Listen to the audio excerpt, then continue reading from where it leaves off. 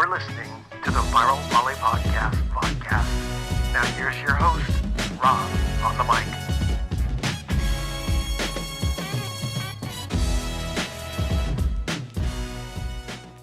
But before we get into the good news, we wanted to remember Don Friend, father of Dan Friend, who passed this last week to natural causes. And just our hearts, condolences, sympathies, and prayers go to the Friend family, because we're all, although we haven't seen each other in 2 years in some cases here, we're just a great volleyball family. And we want to let him know that we're supporting him in this time with his family.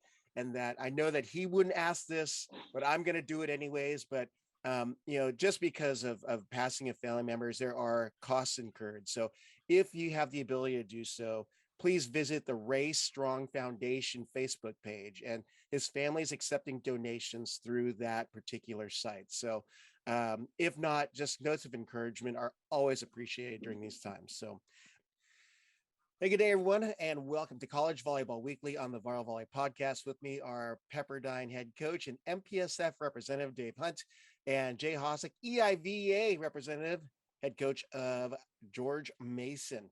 Good morning, gentlemen. What's going on? Let's talk about week 2 results. What are some of the results that really caught your eye? And we will start with you, Dave. Oh, yeah. We've talked about it before. I like seeing rematches. I like seeing Irvine. I mean, I don't like seeing it, but as an MPSF guy, I saw Irvine defeat Stanford, and then Stanford goes the next night and loses to San Diego. So I'm starting to learn a little bit more about some teams that we know have some potential, but as they play better opponents, we get a feel for how good they are. So fun to watch those games as a coach. Yep. Jay, how about a match for you? UCLA looked pretty good against Princeton. They're not necessarily high flying, crazy attackers, but they're just solid, and they play a lot of the little game. You know, they cover and dig and run kind of some funky routes here and there, and they're just pretty solid. So I was pretty impressed by UCLA. I'm gonna put one in there too. USC going 4-0 on the week. Princeton with a 3-0 win. Simon Gallus, they're a German hitter, 16 kills, 303, 2 aces, 2 blocks, 5 digs. He's been really getting on that stat sheet for the Trojans. So I'm really looking forward to seeing them. Irvine goes to them, and then USC comes to us at the end of the month. So USC going to 4-0, and I actually got a text from Gary Sato, the assistant coach there, just saying, wow, looking good. And he came back not looking as good as you. So Ooh, strong response from Gary. Any other matches there for you, Dave? In terms of looking back, I mean, Penn State winning 2 matches against Grand Canyon. Grand Canyon's a little down, but I'm looking forward really to week 3. We're starting to see some teams cutting to full health. You know, UCLA did look good, but they're out. At least they have some pieces that weren't there with them, or at least didn't play. I don't know if that's a depth thing, a COVID thing. I mean, that's going to be the question all year, or whether it's just low air, and those are the guys we're going to roll with early season. So, it sort of gets my palate wet, and I'm ready for week 3. Yep. How about you, Jay? Any other matches? Yeah, UC San Diego looked pretty fun to watch. Macaulay looks like he's back in form, and that's good. And then, Mount Olive, I know that they beat us in 5. They're a good team, and they got a couple big matches coming up in the next couple of weeks. I'm excited to see what they're going to do. They're gonna make some noise. Yep. The matches I was watching last week, another team from your conference, Jay, was NJIT. I thought they would have grabbed at least one of those against Lewis or Loyola, but they ended up losing both.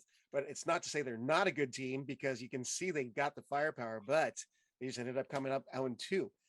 Julian Meissner had a good weekend, and then I noticed they were flip-flopping on the setters there between Fissler and Roque Nito. So I don't know if Danny's trying to get a better feel of the lineup, or they just weren't feeling it, but I was just shocked they didn't take one of those matches this weekend. Yeah, I'll be honest with you. I was too. I think NJIT has got all the pieces to be very successful this year. The real challenge will be, can they put it all together? There's a couple of new guys on the court, a lot of returners, obviously, that know how it feels. And they are playing with a little chip on their shoulder, a little bit of revenge. I mean, they beat us soundly last year, both times they saw us, and then we beat them in the semifinals in 3. And I know that they were not happy with that. They felt like that match was supposed to be theirs. So they're playing with a little bit of moxie this year. And I suffice to say, Danny's just figuring out some things right now, just seeing what his team's got. His two setters are vastly different in how they run their offenses. And one of them is a lot more offensive than the other one. And so I think he's just kind of seeing which one's going to bring the best cohesiveness with his team. And that'll happen in the next couple of weeks. But NJIT is going to be good. Yeah. All right. So let's go to our top performers of the week. And right off the top, Dave, what players come to mind for you? Oh, I don't know statistically if he had the greatest week in terms of, I think there were other guys that stood out, but we talked about him last week. The Bulgarian kid at Long Beach State is the real deal. I'm talking about he will be a world-class player. If you have not seen him, watch him now, because 5 to 10 years from now, you'll be like, holy crap, that kid was in the NCAA. And I remember him because he just has the pedigree of an elite performer. He just does a lot of really impressive things for, being one semester in college. That Alex Nikolov of Long Beach State from Sofia, Bulgaria, him and Rado Parapunov on the same national team. That's gonna be some scary stuff. There's at one point in Long Beach State's first match, or actually their first match, I guess that was against Harvard, where Nikolov had 6 kills, 0 errors, 5 aces. Courtesy of Jonathan Bates of Off the Block posted that clip. And I was like, wow, he's on fire. So I'm going to be watching that because of you, Dave. And then also just that stat line from this last week. How about you, Jay? I want to echo the Nikolov statement. I'll be real honest with you. I hope the kid stays for 4 years. Yeah, he can make a lot of money in a short amount of time. And listen, agents they're not shy anymore. They'll go to them somehow. The two that stick out to me, Hanno at UC Irvine. How about that kid coming in and making a couple of big plays and some big blocks and swinging really well? I think he's fun to watch. And Toby Aziz at Mount Olive. Kid's about 6'5", 6'6", probably touches 12 feet and hammers the snot out of the ball. Those are the two players for me, I think, that stood out the most. Yep. Well, interesting there. There's a little pattern there. And we actually talked about it before going live, but these are all foreigners, freshman foreigners that are making an impact in the game. And I think it's ironic that both of you mentioned, I wonder if they're going to stick around long enough to play their whole career, because they are that talented. Heno, Charlie Brand, who's my analyst when we are on the ESPN Plus feed, is saying that he's got such a complete game. He's only 18 years old, sees the court well. He doesn't believe in always hammering. He has such great placement and is such a cerebral player that he's doing so many things from so many different parts of the court. So, well, and let's be honest, we don't have a pro league in the States for young kids to model their game after. When you watch, any young kid 10 years or around 10 years of age, they're watching basketball, they're watching football, they're watching baseball, they're watching hockey, they're seeing it pro level live, in their backyard, so to speak. And they're able to see what the best players in the world are doing. Now, granted, it's changed a little bit because kids have access to video and there's a lot more videos of volleyball being played around the world, but we don't have a league for guys to actually gravitate towards. Those kids in Europe and all over the world, they're seeing the best players do things and they're taking it to their game. And now they're bringing it to the States and it's transferring really, really well.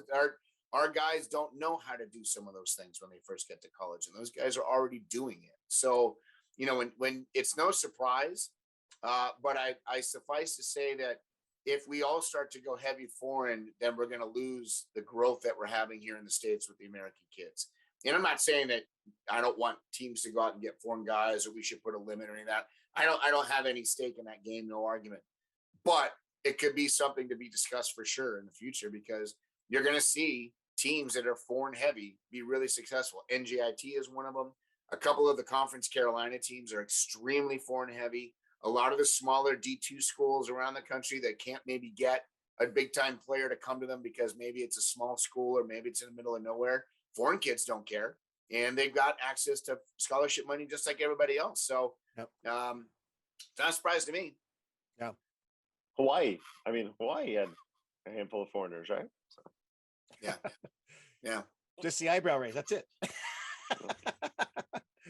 Well, let's jump on to week 3 of the young NCAA Division 1-2 season. But what matches will you guys be watching? I'll chip in some as well, but we'll start with you, Dave. I'm excited to see Irvine go to BYU, right? That one's happening this weekend, I believe.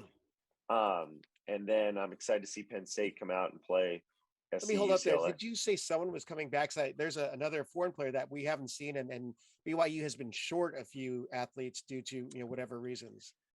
Yeah, no, I just know Mix. He's not a foreign player. Mix Oh, is okay. yeah, I think he from Northern California area. But I don't know why he didn't play. So I don't know if it was COVID, injury, maybe Sean just, hey, we got some better options. But I saw this kid in the fall. We saw him warming up last year, playing with it. This kid is strong. He's physical. He hits a heavy ball, serves, passes. He does all these things really well. And it seems like all of a sudden, if they're in system a little bit more, Davide gets a few more swings, and yeah, they can be a handful. So I want to see them play Irvine, and I know Irvine's pretty good, right? So I just want to see how they play. And I don't think that the Penn State matches were a good representation of the type of team that they are. Right. And then the other matches I want to see Penn State come out, play UCLA and USC, and yeah, just to give me a feel for how good those teams are. Yep. Just want to add in, being that you named that, that's the Big Ten Pac-12 challenge that's going on. Ohio State and Penn State are out to play UCLA and USC. So definitely. I don't know why we call it that, because Big Ten doesn't sponsor men's volleyball. I think, and neither does Pac-12. So I'm dead serious. Why the hell do we call it that? That's the stupidest thing I've ever heard. That's on their website, but I was thinking the same thing. Like, they don't have a volleyball conference, so. Yeah, no. In the Big Ten Conference Commissioner doesn't even know that those schools have men's volleyball, except for in 2008 when Penn State won. It's ridiculous that they call it. I mean, it's. Yeah. We'll put that on the commentary section of the podcast. Yeah. Good. If those commissioners want to call me and voice their opinion, I'd be glad to talk to them. Yeah. About you, Jay? What's Jay watching? Well, I know Dave mentioned the commissioner of the Big Ten doesn't know anything except when 2008 when Penn State won, but let's not forget the 3 that Ohio State won afterwards. So I'm pretty sure the Big Ten commissioner knows about men's volleyball, but I digress. The few matches I'm going to be watching. Let's talk about my UC Santa Cruz Banana Slugs. Let's go, kids. Playing Stanford this week. Super stoked for that. I really want to see Long Beach State versus Lewis. I want to see if this Nikolov kid can handle the block of what's his name in the middle. I forgot off the top of my head. Tyler Mitchum. Yeah, Tyler Mitchum. That kid's long. I think the last time I checked, he touches 15 feet just standing there. The kid's ridiculously long. And he hammered a ball this weekend that was on the 3-foot line that bounced out of the screen above before it went out. That kid's legit. I'm also going to be watching Penn State versus UCLA and USC. I want to see how good those guys can be. And that, like I said earlier, and I'll say it again, I'm saying they're going 2-0 this weekend. They're that good. And that is the matches that I will be watching. Well, along with you guys, I'm going to be watching the EIVA, MIVA, MPSF challenge is what it should be called in LA, just because don't get to see those teams out that much. And unfortunately, I'll be working another game that weekend with a shortage of announcers. I am filling in another place, so I can't even be there. So I'm so disappointed that I don't get to see the coaching staffs there, but that's definitely one on the radar. But this is the one that really is catching my eye, because two of the most, I think, best outside hitting cores in the nation, Grand Canyon at UC San Diego. And that's assuming Christian Janke is back. So I noticed that he wasn't on the box scores this last weekend. But Camden Gianni was being Camden Gianni, and somehow, Penn State and all those other teams have shut down Hugo Fisher. They're opposite of Grand Canyon. UCSC, you got Ryan Kaw, who's really stepping his game up as the OH2 against our buddy Macaulay, who's always taking care of business in so many different ways. But Blake Crisp is really running a really good offense there. You're seeing Charlie Saragusa step in and do some good things at the right side for the Tritons. So that's definitely one I'm watching. And along with you, Long Beach State at Lewis. That's going to be a really good matchup, I think. So, yeah. I'm going to speak for Dan real quick, or not for Dan. I think the perception around the country was Lewis lost all their pin hitters, or a significant amount of their pin hitters, right? Both their lefts. And, I know he was sort of platooning the guys on the right. Mm-hmm. They're still really good. And I'm excited to see, do they have to beat Long Beach State this weekend? No, but I mean, I think there was this assumption that it's going to be, hey, they drop off Loyola and Ohio State, but Lewis could be in contention to be playing for the MIVA championship again. And yeah, he's doing a nice job. And if he was here, I would never say that, but now that he's not here, I'll say that. Now, I just realized that none of you guys picked this particular match, and I'm kind of surprised. UC Santa Barbara at Pepperdine. Is that not happening? I'll be watching it. Yeah, I'll be watching it. So, but I mean, that's an interesting matchup right there because, I was hoping to see Jalen play this last weekend, a debut in the blue and orange for you guys. I hadn't seen him play, but I mean, he's going to change the dynamic of your offense. And against Santa Barbara, which I know they played kind of undermanned in their tournament. I know there's some injuries or COVID, whatever, because people reached out and said, yeah, there's no way UC Santa Barbara loses any of those matches. Like they were pretty confident that they were so shorthanded. That's the only reason why they lost. But that what Rick's doing up there is a solid thing, and those kids have bought into that system. So I see it being a very entertaining and a lengthy match between you two guys. Yeah, I think that's what everyone kept telling us before the NCAA championship match too, right? There's going to be about 1,000 digs in this match and guys flying around. Even though we have most of our guys back from last year, we're a very different team in terms of the guys we play. Yeah, we have Jalen. In case you don't know him, he jumps high and hits the ball hard. So that's a nice thing to have in volleyball. Thanks for the scouting report. Yeah. So, but yeah, he's playing a little bit of a different position this year than he's used to. So, we got Princeton tonight, Monday night. So that's going to be a good challenge for us. And we'll see where we have to go from there. Yep. Anything else to add on the week, gentlemen? No, other than hopefully there's no more COVID cancellations and everybody is healthy and moving forward. And I'm excited just to see men's volleyball being played. 22 cancellations in week 1 to 4 in week 2. So that's a great drop off. We're hoping the trend continues. For College Volleyball Weekly on the Volleyball Volley podcast. That's Dave Hunt of Pepperdine University, Jay Hosack of George Mason, and I'm Rob Espero. Be sure to check the volleyballmag.com streaming and TV feeds because it lists where you can watch and hear and see the live stat and all the matches. Off the Block does it as well. They do such great coverage, and we're all friends. So I don't mind promoting everyone because we want to grow the game, and there's some outstanding talent that we should all get our eyes on. So again, Dave, Jay, thank you for coming on. And for Dan Fran, who's out this week, whom we're missing, we're filling in the void right now with just a Spud, we'll say. He's at Dave's feet right now. Spud is this handsome little guy, little bulldog. That's right. Hangs out and likes to video Dan. bomb every once in a while. Oh, yeah, Dan's a handsome little guy. All right, gentlemen. Thank you and good luck this week. See ya. Hey, y'all. Thanks for listening to today's episode of the Viral Volley Podcast. Be sure to follow Rob at Rob on the Mic on Instagram, Twitter, and Facebook, or at robonthemic.com. Check you next time.